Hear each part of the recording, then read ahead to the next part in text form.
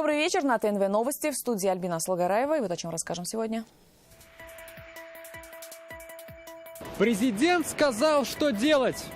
Уверен, что в скором будущем мы воплотим в жизнь свои самые смелые прорывные планы, о которых только начинаем задумываться.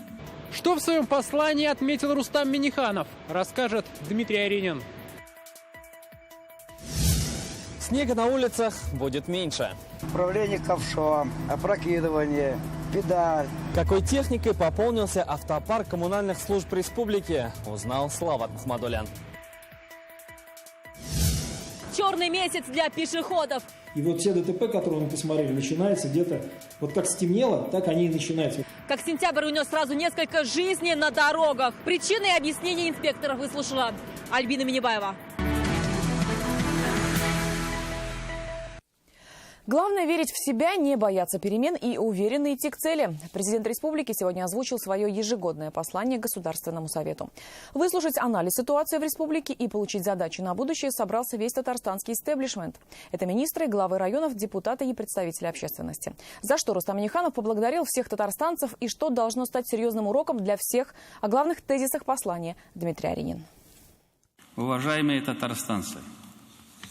В условиях внешних вызовов прошедший год для Татарстана сложился в целом благополучно. Благополучие Татарстана, по мнению президента, обеспечили главные принципы и ценности республики – межнациональное согласие и стремление на созидание и новаторство. Татарстан выступает как один из ведущих регионов страны, которому доверяет и который способен выступить драйвером развития России.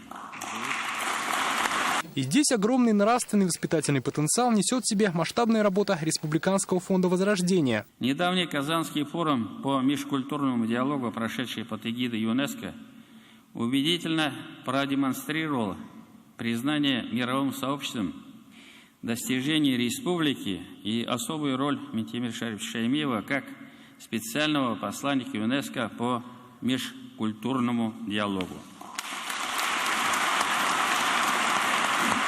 Дав оценку международной обстановке, Рустам Минниханов отметил, страна и республика с блеском провели одно из главных спортивных событий этого года – футбольный чемпионат мира. И в этом заслуга всех татарстанцев. Хочу искренне поблагодарить всех, кто принял участие в подготовке и проведении футбольного первенства. И, безусловно, всех татарстанцев, создавших атмосферу доброжелательности и гостеприимства.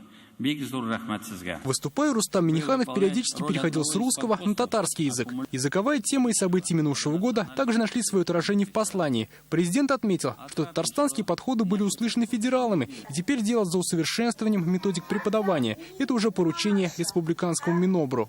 Обсуждение языкового вопроса должно стать серьезным уроком для нашей системы образования, для всех нас. То, что длительное время не решались вопросы совершенствования методик и технологий обучения татарскому языку, наше серьезное упущение. Как отметил Рустам Минниханов, как правило, у всех проблем есть свои авторы, и они известны. Практически же по всем сложным ситуациям у властей республики разработан план действий. Наше развитие сопровождает определенные издержки, имеющие как объективный характер, так и упущение отдельных организаций и лиц. Мы их не скрываем, эти проблемы пострадавших вкладчиков банков, обманутых дольщиков, жителей аварийных домов и ряд других. Мы действуем строго в рамках законодательства и учетом имеющихся возможностей.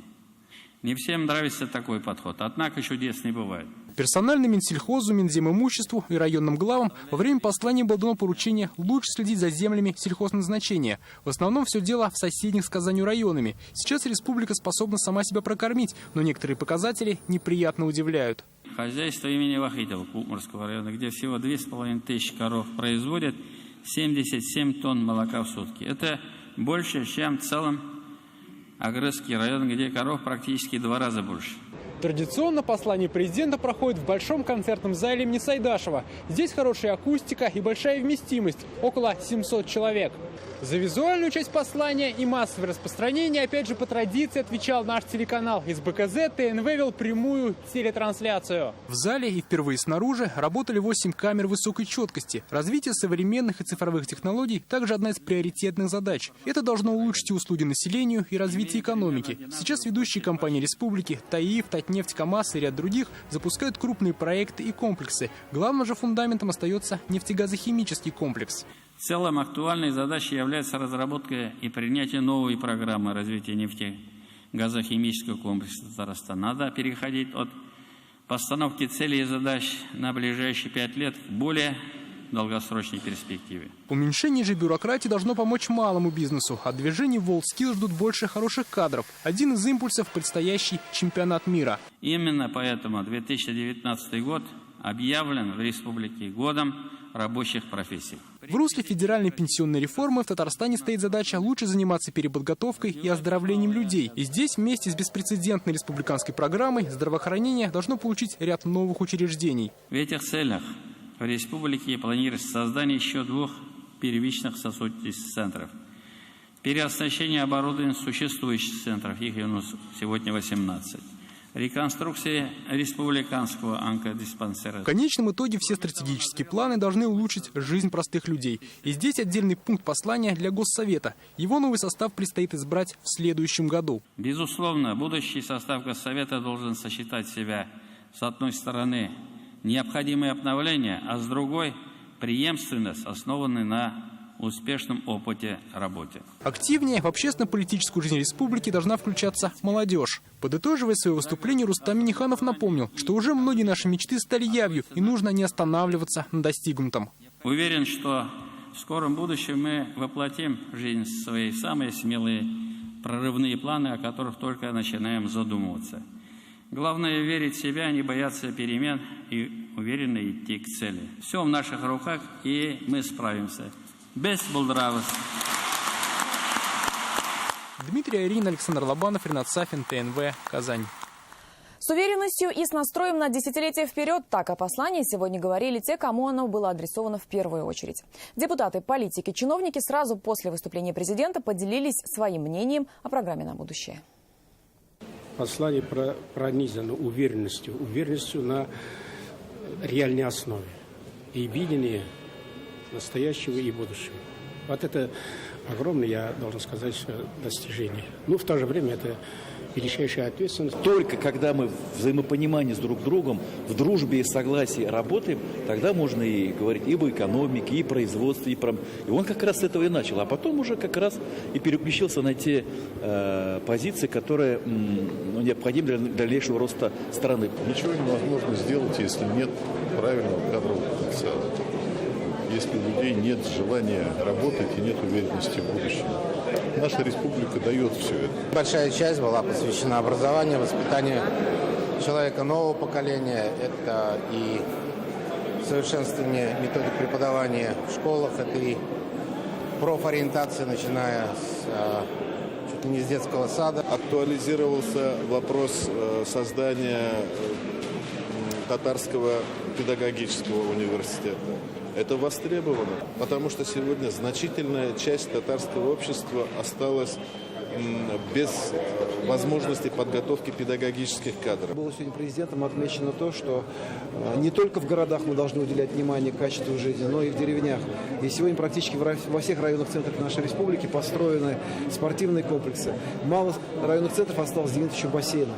То есть и такая задача стоит. Улучшение качества жизни, развитие республики, а это значит развитие всей страны. В Татарстане мы должны сделать максимально комфортно для самозанятых, чтобы они все-таки не из-под палки заходили в легализацию, а чтобы они делали это, ну скажем так, понимая, для чего это нужно, и чтобы вот это вхождение для них было максимально безболезненным.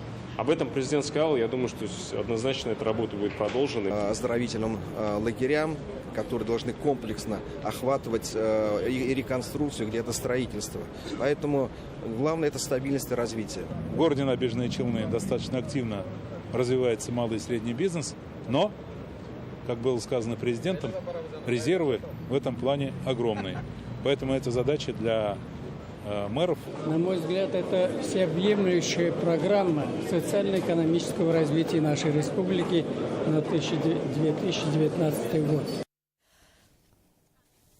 Обсуждая основные тезисы послания, депутаты отправились на сессию Госсовета. Сегодня она открылась после летнего перерыва. В повестке 29 вопросов, в том числе и рассмотрение законопроекта о сохранении льгот для пенсионеров. За ходом обсуждения следил наш корреспондент. В новый сезон с новыми силами депутаты сегодня приступили к работе после летних каникул. Одно из ключевых обсуждений – внесение изменений в республиканский закон об адресной социальной поддержке населения. Проект закона направлен на изменение порядка предоставления мер социальной поддержки, установленных законом Республики Татарстан об адресной социальной поддержке населения в Республике Татарстан. К докладчику у депутатов возникли вопросы. Благодарю вас, коллеги. Коллеги, вы выступаете, как будто являетесь противниками, позиционируете себя.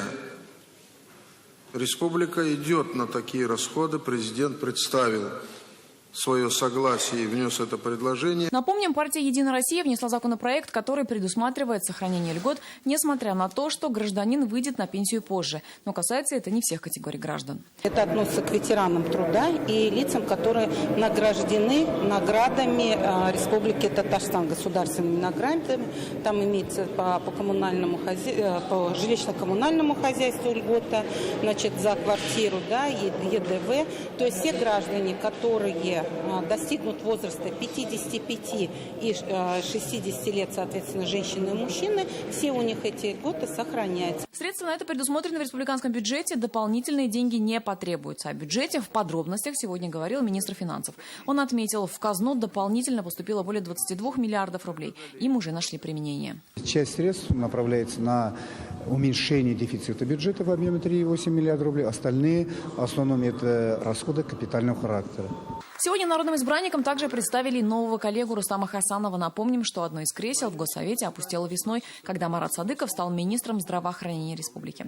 Сегодня же рассмотрели 29 вопросов, в числе которых защита прав несовершеннолетних, развитие малого и среднего бизнеса, информатизация республики. Альбина Аслагараева, Андрей Сантальцев, ТНВ «Казань».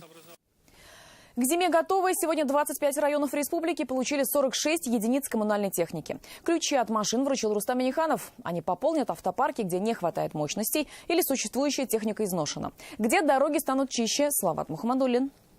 Управление скоростями, управление ковшом, опрокидывание. Так Ильдар Хуснутдинов уже познакомился со своей новой машиной. Его радости нет предела. В коммунальной сфере работает 6 лет. Грузить, например, снег вот зимой, подъездные пути, толкать грунт, например, грузить песок.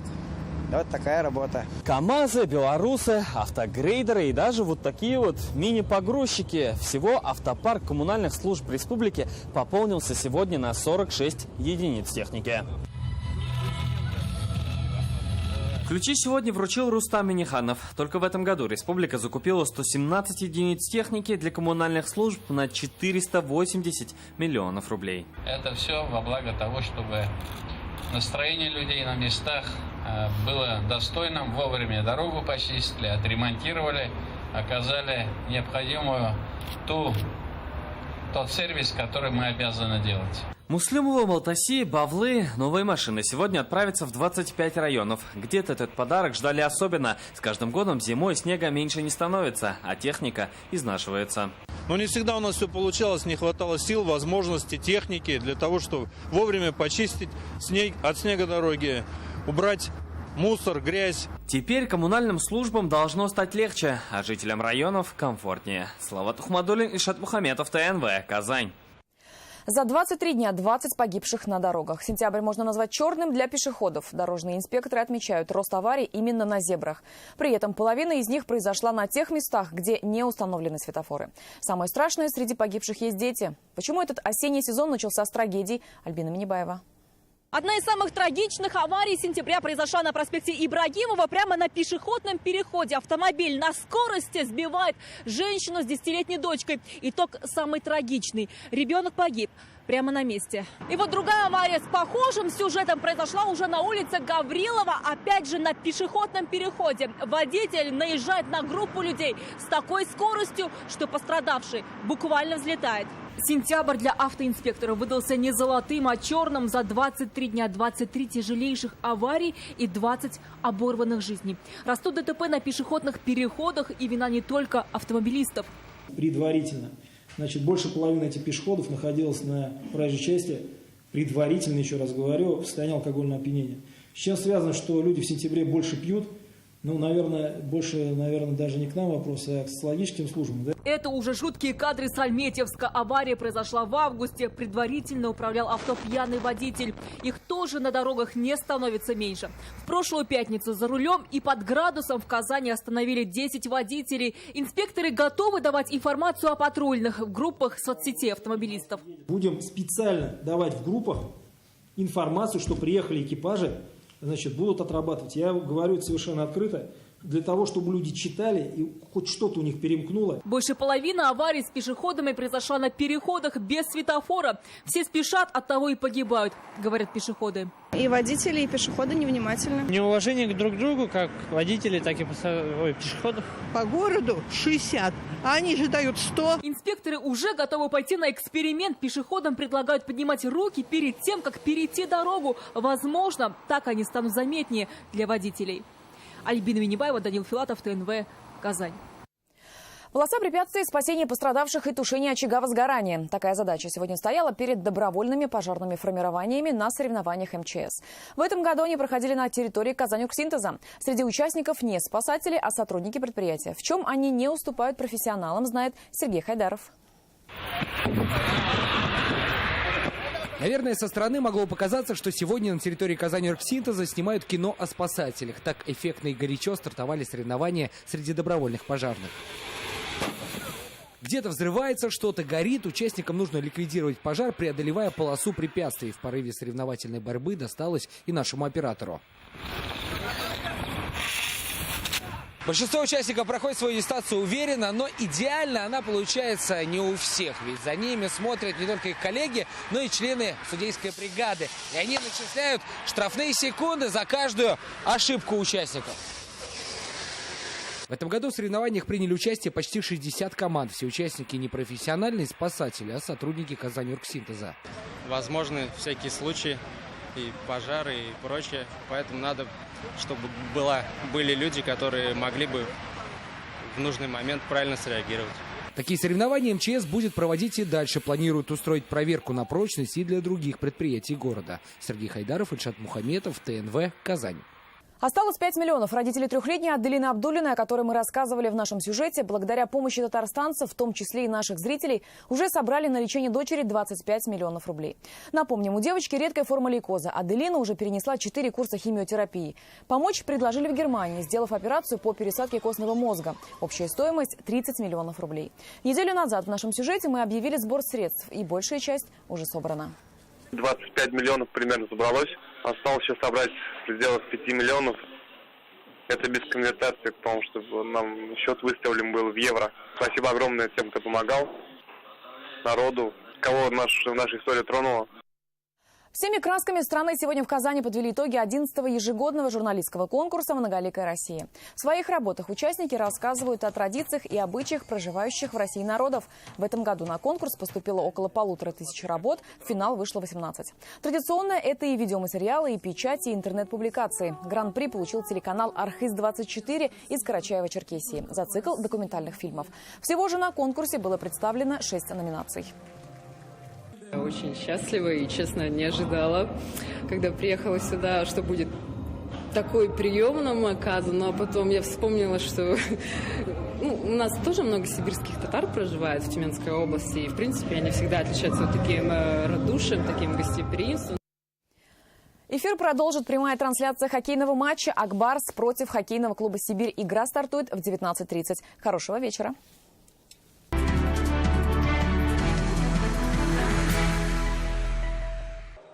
Чудо спасения матча. Футболисты Рубина и Тульского Арсенала выдали самый зрелищный поединок 8-го тура Премьер-лиги. Такого начала игры у Рубина не было давно. Команда не проигрывала на выезде уже 10 матчей. Поэтому первые 2 мяча, пропущенные от Арсенала, стали холодным душем. Хозяева четко выполняли установку тренера. Только после неудачного старта рубиновцы смогли проснуться и начать играть. Голы Коновалова и Уремовича в дополнительное время спасли казанцев от поражения. Итог встречи 2-2. Просто Арсенал в середине поля больше стал выигрывать подборов, единоборств. Поэтому я говорю, что заслуженное преимущество было в центре поля. И думаю, что нам есть над чем работать.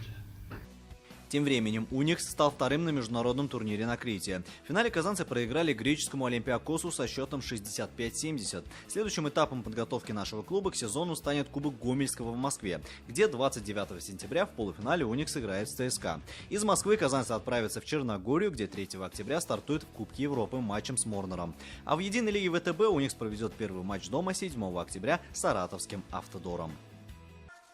В завершении хоккея на траве. На домашней арене «Динамо Казань» оказался сильнее одноклубников из «Электростали». Матч завершился со счетом 4-0. После 2 побед казанцы вышли на первую строчку в турнирной таблице. В случае успеха в 2 следующих турах команда из Татарстана может 16-й раз подряд стать чемпионом России по хоккею на траве. Алмаз Гафиятов, ТНВ, Казань.